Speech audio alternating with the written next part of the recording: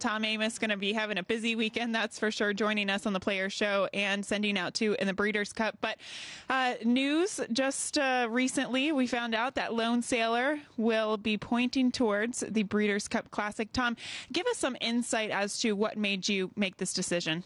Sure. Well, Gabby, a lot of it has to do with what we thought was the right pace scenario for either of the races, because he was cross-entered in the Breeders' Cup Dirt Mile as well as the Classic. And one of the unusual things this year in the Breeders' Cup is that the Dirt Mile is probably going to get some defections going to the sprint. And so I don't know that it's even going to be that big a field. There's a standout in that race in the Dirt Mile, and it looks like that horse is the lone speed.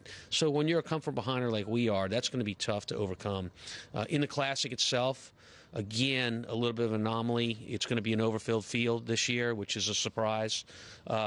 We felt that it was important to make our decision as quickly as possible, even though we have till Monday to decide, because, you know, everybody else has to make decisions too. Mm-hmm. So we want to put it out there and allow people to make different plans if they're on the bubble or maybe one of the ones that's not going to get in. So as a trainer, if, you know, now that you have made the decision, but does anything different, do you have to change anything pointing towards the Breeders' Cup Dirt Mile versus the Breeders' Cup Classic? That's a good question. And I think when it comes to style and knowing your horse, as it pertains to Lone Sailor, I would say no. Lone Sailor won going 7/8. It's one of his 2 victories he's had in his career.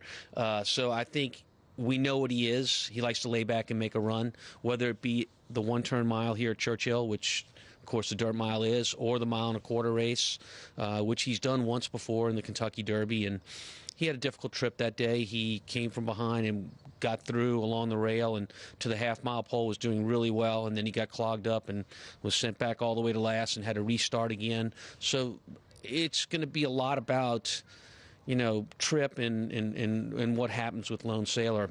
In his most recent race, the Oklahoma Derby, he came from behind, but he went around that day, and he had to. It was a tough trip for him, but he showed a lot of fight to the finish. And, you know, if you're a handicapper and you're looking at Lone Sailor, he's an extreme long shot in the Classic, no question about it. Mm-hmm. But if you look at more than just the written word on his past performance, you know, I think that race was a breakthrough race for him. He had a tough trip. He fought to the wire.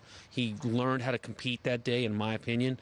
And so we're excited about our chances. Well, he's a horse that's really danced a lot of dances at the graded stakes level. He finally got his second victory on form last time out. Do you find that sometimes that inspires a bit more confidence in a horse leading into a big race like this? Well, you know, you and I, we've worked on TV throughout the year. You've heard me talk about Lone Sailor, and I've constantly said that he's a very talented horse, and you can see that by his workouts, whether you're watching him visually or the times of those workouts. But he's never put it together mentally. He's never really understood fighting to the finish. He's never understood competition well. We've tried so many different ways to get him to understand that, and it's our hope and it's our belief that this past race has gotten him there, and so we're looking for some improvement. Switch gears to Serengeti Empress. She's a filly that I think might have won her last 2 races in a combined 32 lengths or so, something like that. I may be wrong. But in your opinion, watching her win those races, does she do it easily? Does she seem like there's more left in the tank? Well, to us it does. So I think if you're going to criticize those races, you might criticize the fields she ran against and say, well, you know, what were those fields? I can accept that. But as far as our girl goes, she is very kind, very smart. So whatever comes up in this race, and I think when you look at the contenders of the Breeders' Cup Juvenile Filly Dirt, a lot of those horses want to do the same thing. They want to control the race early on, ours included. So something's got to give. And if the pace is really quick, you know, I'm very confident that Serengeti Empress can lay off the pace and rate. But we're not going to take anything away from her. And I think post position is going to have a lot to do with people's strategy in that race. You are well familiar with this track, this surface. Do you think that that gives you any bit of an advantage, not only just training her on the track every day, but also just the day of strategizing and knowing this track so well? I think the two advantages of being here at Churchill Downs is, number one, you walk out of your barn and go over and saddle, and I think that's an advantage for a horse that's familiar with their surroundings. But the second advantage as it pertains to Serengeti Empress is she's going to have Corey Lannery. Corey's been the leading rider here so many times, knows the racetrack, knows how to ride the racetrack. I think that's a big plus. And you know how to train on this racetrack, a September meet leading trainer as well. You've also trained so many juveniles to success. What do you find is some of the most important attributes in developing or getting a juvenile at their best on the day of?